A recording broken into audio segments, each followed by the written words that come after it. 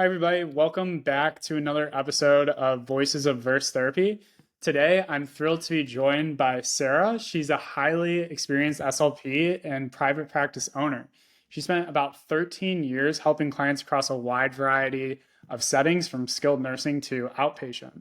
Sarah specializes in cognitive impairment, dementia, articulation, and speech sound disorders, and she brings both a deep expertise and unique perspective to her work. Sarah, thank you so much for joining us. Thank you for having me. Good to be here. Awesome. So would love to start out by talking a bit about your personal journey because I know it's a unique path. Could you tell us a bit about what initially drew you to speech pathology as a field and what's kept you passionate about it over the years and just what your journey has looked like to get here? I actually was a business and Spanish double major in college and um, graduated, got a job, and then just had a realization in my first year of work that I couldn't do that for the rest of my life. I wasn't meant to be working in HR, sitting at a desk.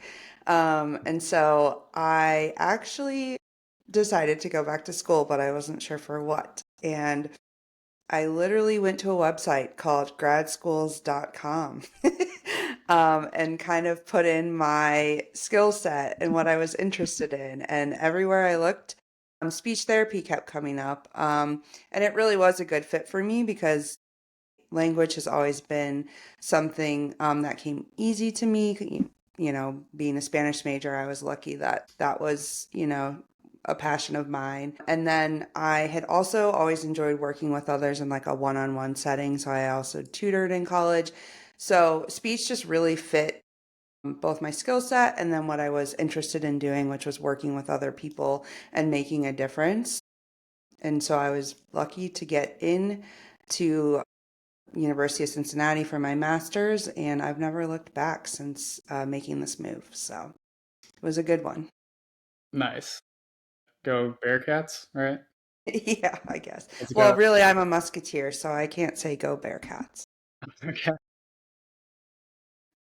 One thing I'm curious about, I totally understand the lateral from Spanish to speech because, Uh-huh. it's both about communication, but what drew you to Yeah. Spanish in the first place? Honestly, I just really enjoyed learning the language. Even in high school, I it came very easily to me. And then I was going to just minor in Spanish, and then I don't know, I guess I just decided to keep learning and made it a double major. And I got to go to Spain in college and, really become immersed in the language. And then also with thinking I was going to be working in business, considering like an international business role, I figured it would be pretty great to have that in my pocket. It's pretty interesting. We actually have a lot in common. My first job in business was working in Madrid. And then, Oh, wow. yeah, I was a consultant over there. It was Awesome. an interesting program. Basically, I didn't think I could land an internship in the States, and they were looking for a bunch of international people. And I was like, this would be an awesome way to kind of That explore the is so world and also cool. get experience. Yeah.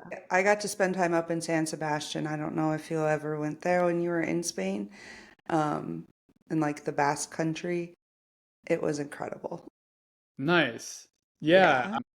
Other thing that we have in common is I started my career in banking and realized that the pure business route is not for me, and I lasted 11 months in that. So I went to Yeah. grad school and kind of got out of that as well.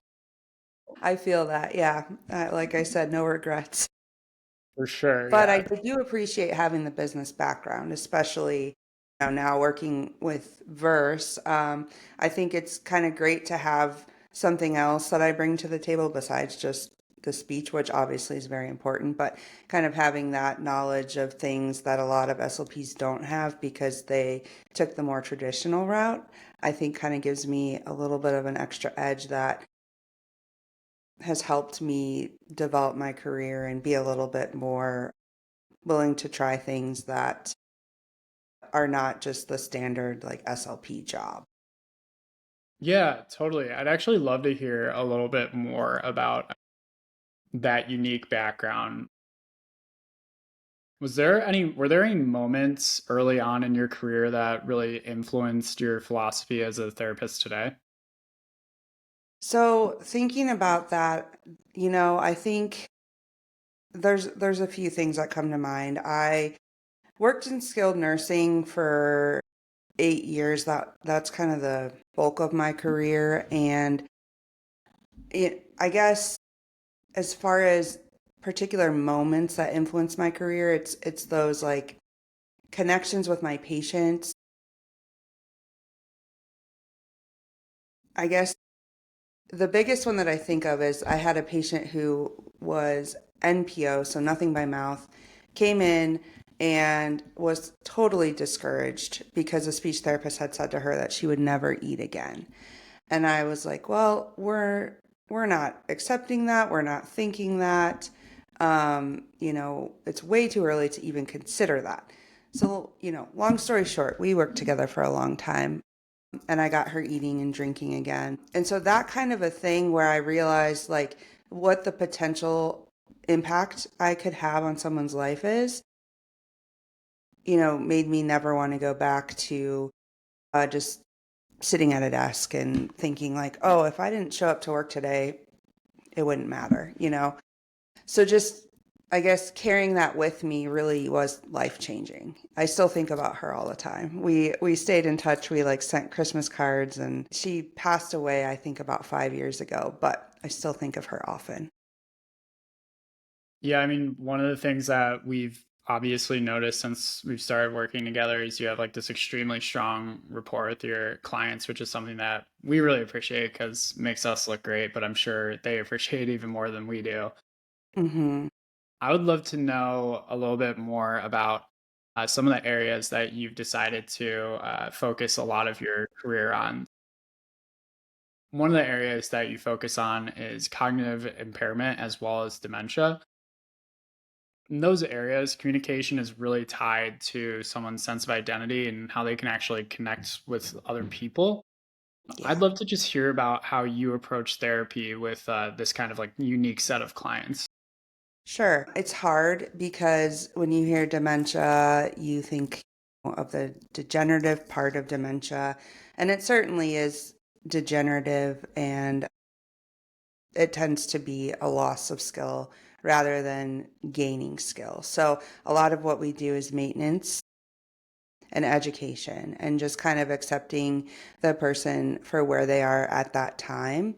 So my approach with that is more to think about, what would it be like to be in their shoes? And I often just put myself in their world. So rather than telling them that they're wrong or, that didn't happen or, that happened 10 years ago. Why are we talking about it now? It's just, you know, fostering a conversation about whatever's on their mind and also working with the family.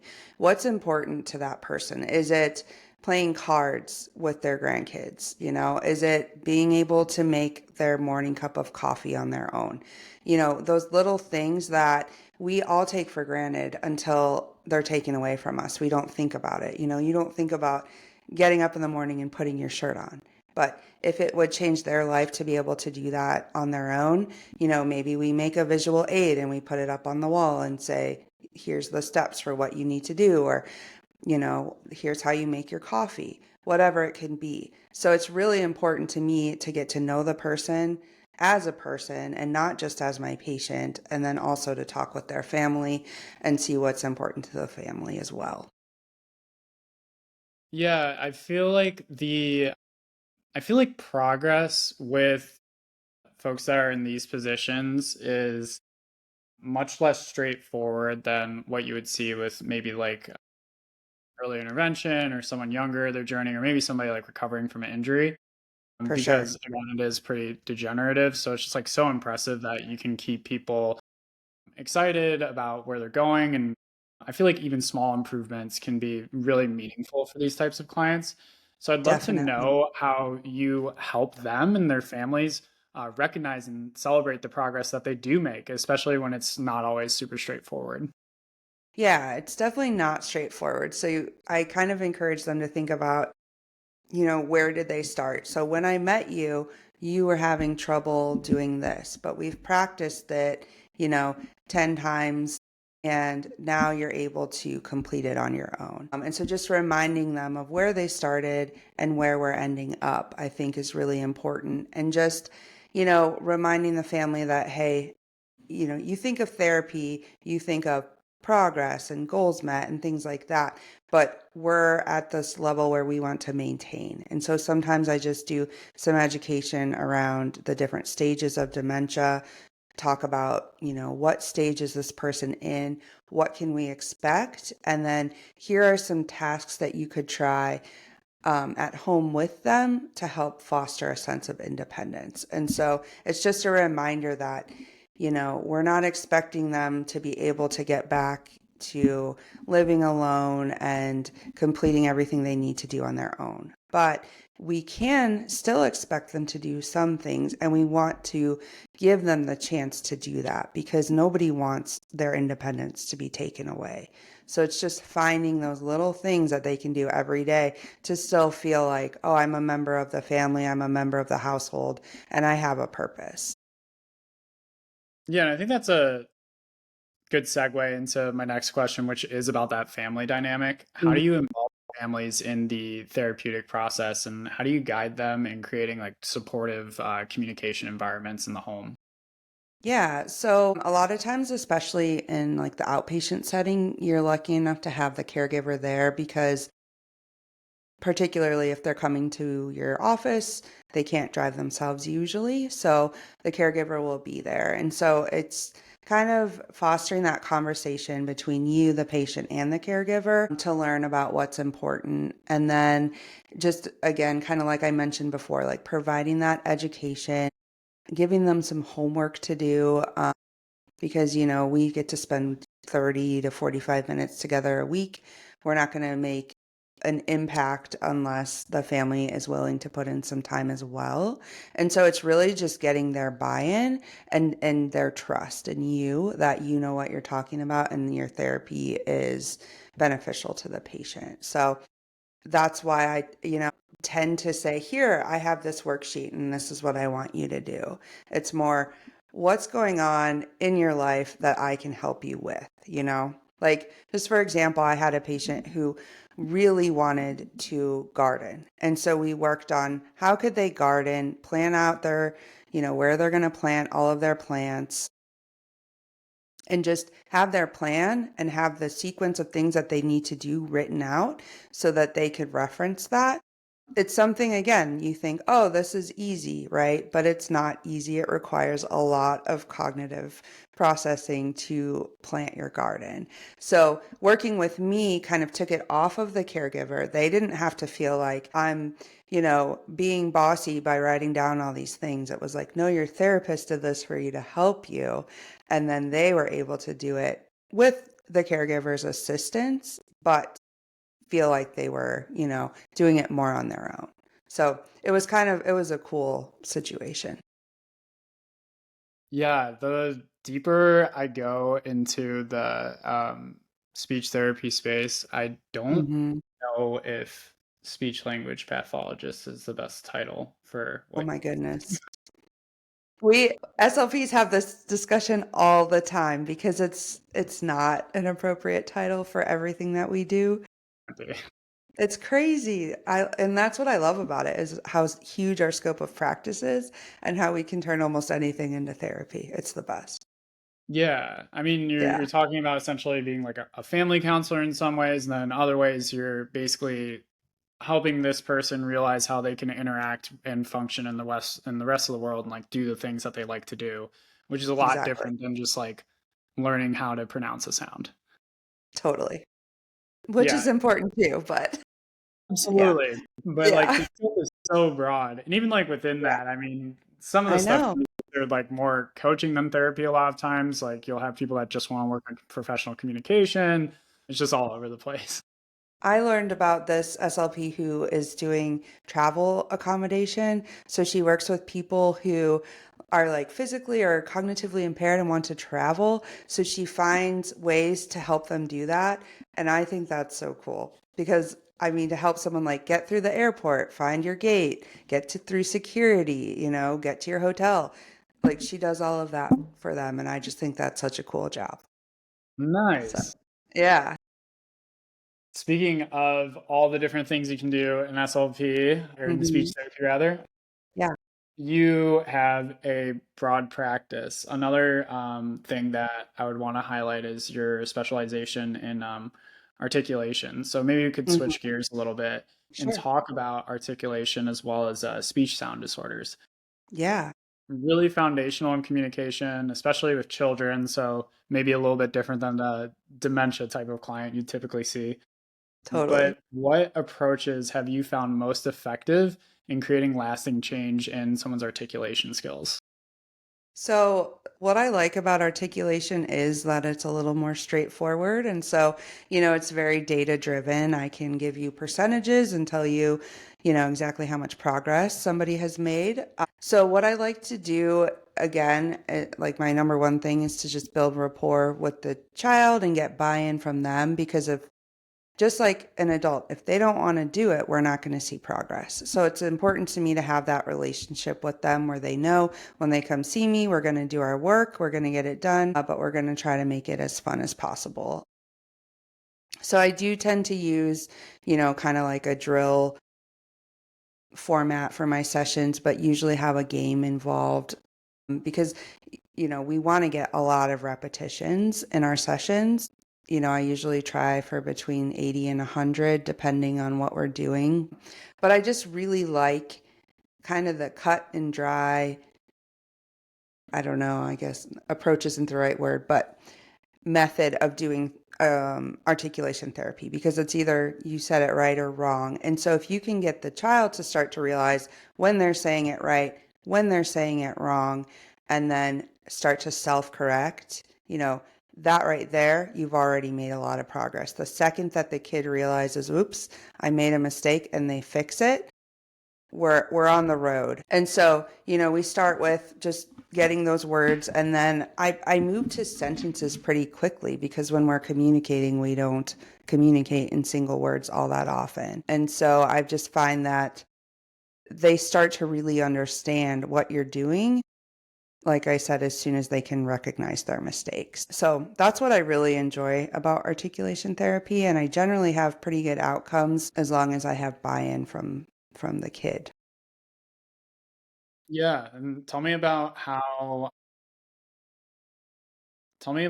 you can take that outside of, or how the kid can take it outside of the sessions. So how do you support them in actually applying what they've learned at places like school or hanging out with friends? Yeah. So school, what I like to do is, well, first of all, like, another important part of articulation therapy is practicing. So rather than kind of making it feel like punitive, like they have to go home and do more work, we'll just use their schoolwork to help them. Um, Sometimes I will have them, like watch a video of someone who had a speech sound disorder as a kid, or, like, I know it's not the same, but stuttering, I'll find like Darren Sproles is an example I use a lot. He's an NFL player who stutters. And so he's like an advocate for kids who stutter. And so it's kind of finding someone to relate to. So whether it's another friend that you have that has a similar sound that's an error, or even just going home and practicing, having them record themselves and listen, getting the parents to, spend 10 minutes a day sitting there with them and correcting them when they make a mistake. All of those kinds of things will really help the child make progress.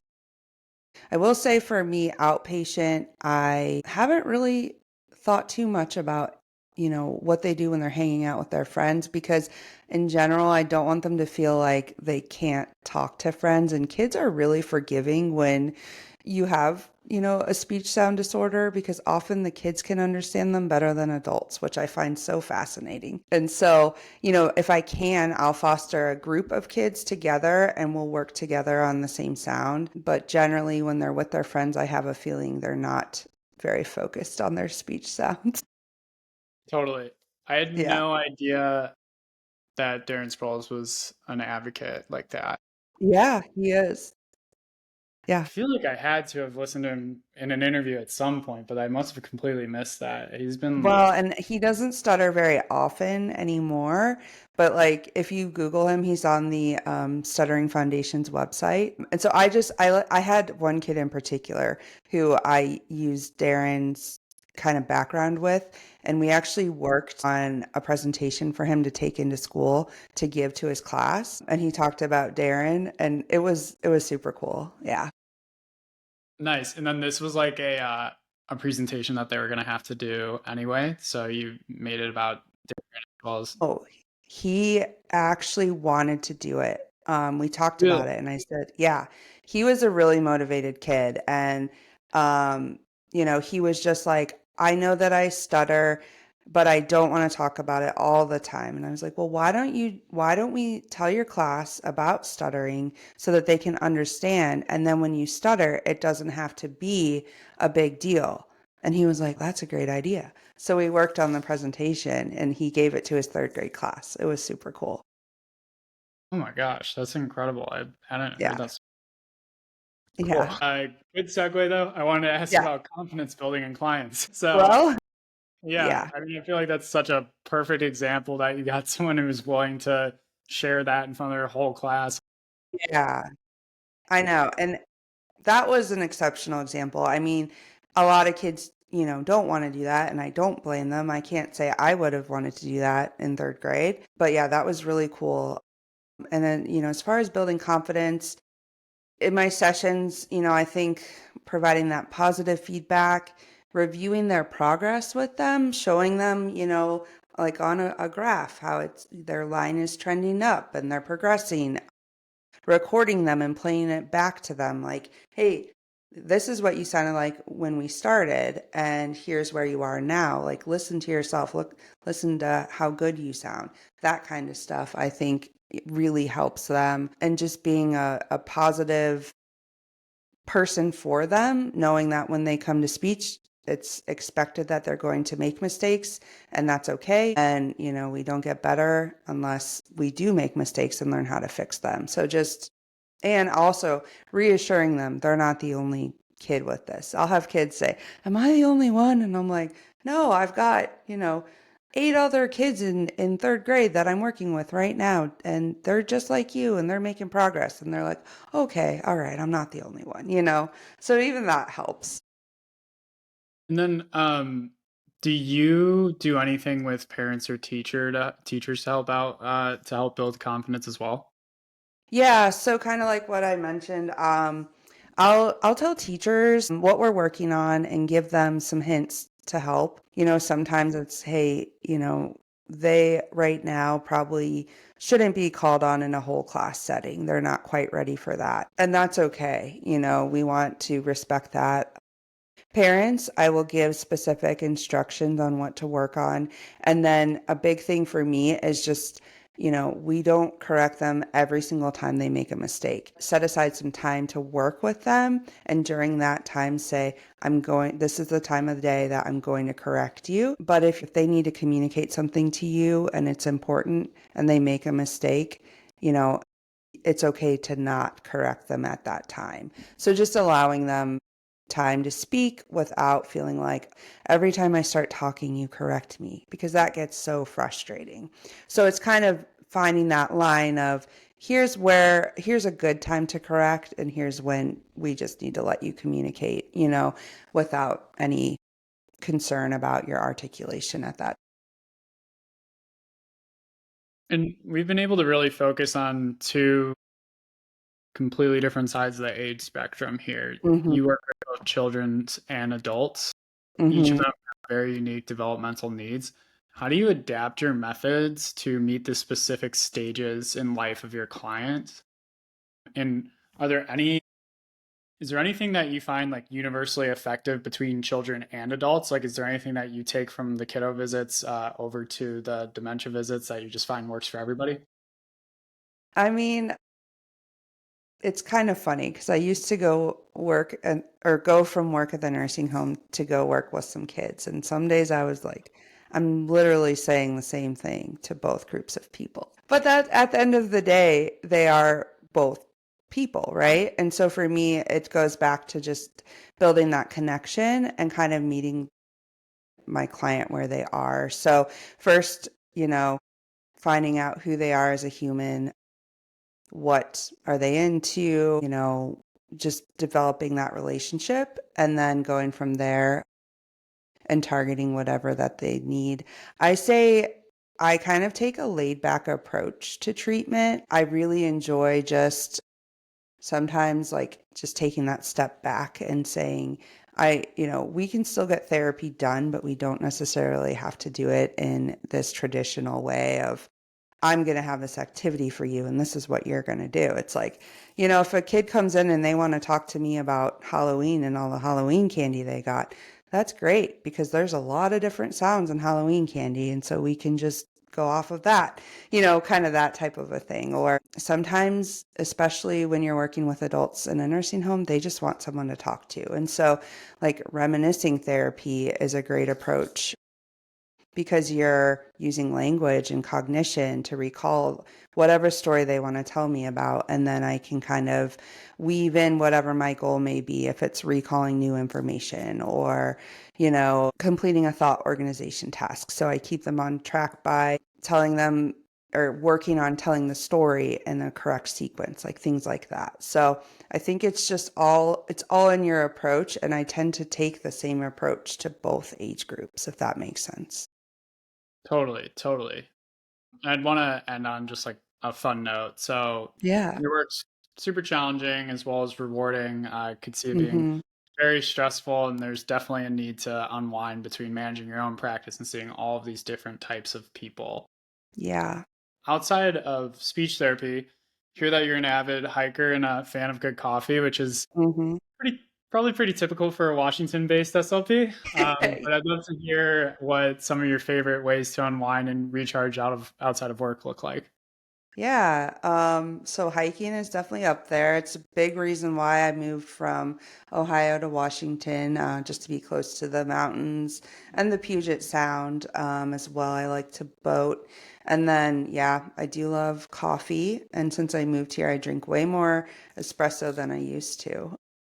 So Americano is my go-to. But yeah, and then I also like to travel and go back to the Midwest to see my family, do things like that. But yeah, I think, one great thing about this profession is that I do get time to have a good work-life balance and kind of do the things that I want while feeling like I am making an impact. So I'm very grateful to do what I do and I really enjoy it.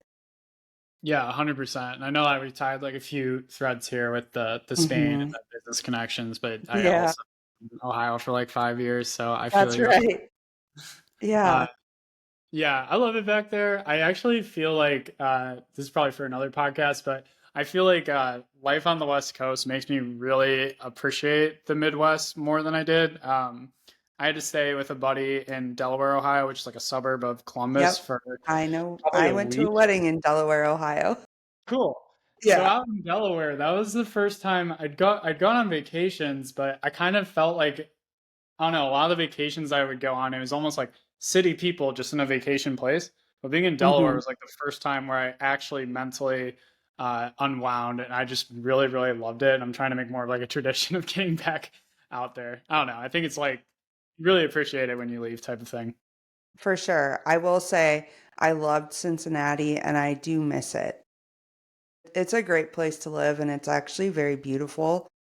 I don't miss the humidity of the summer, but I did really enjoy living there. So Yeah, I feel it's yeah. wonderful. Yeah. Yeah, so I mean, this has been a super insightful conversation. I could obviously talk Ohio forever, Yeah. but thank you for sharing your expertise, your journey, dedication to helping all these different clients of different age groups. We love your commitment to your clients and all the families, and especially with the types of folks that you work with. It's super inspiring to see someone like you doing what you do. And we're Well, really thank grateful to have you as a part of the team and to be able to spend this time with you. Super excited to see the more impact that you'll be able to land at Verse and with all of your clients for your private practice. Yeah, well, thank you, Adam. I've really enjoyed working with all of you and being part of the Verse team. So thanks for having me. Awesome.